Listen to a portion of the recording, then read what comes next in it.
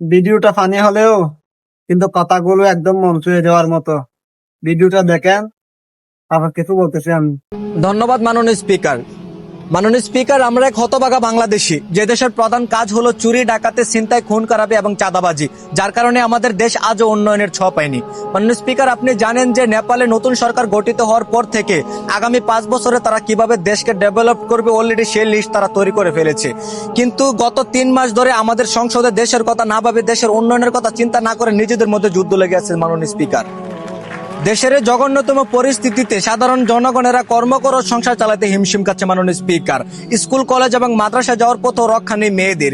ধর্ষণ, অবিচার, অলিক্ষণ প্রতিনিয়তই ঘটে যাচ্ছে, কিন্তু তার প্রতিবাদ নেই। মাননীয় স্পিকার, দেশের সাধারণ কৃষকরা এই গুরুত্বপূর্ণ ফসল উত্তোলনের সময়ে ঝড়ের কবলে পড়ে সর্বহারা হয়েছে। মাননীয় স্পিকার, কিন্তু তাদের কথা আমাদের বাবার মতো সময় কই।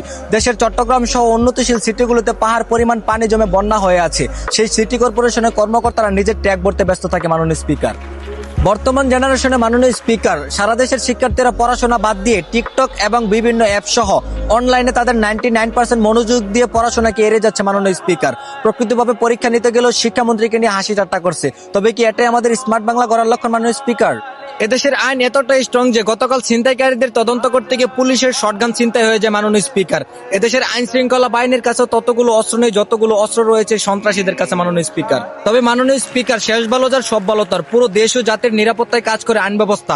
সুতরাং আইন যদি সঠিক ও ন্যায় পথে চলে তবেই দেশে শান্তি ফিরে আসতে পারে। ধন্যবাদ মাননীয় স্পিকার। যদি প্রত্যেকটা সংসদ সদস্যের মনে এই কথাগুলো থাকতো, তাহলে আমাদের এই বাংলাদেশটা আরো অনেক উন্নত হতো।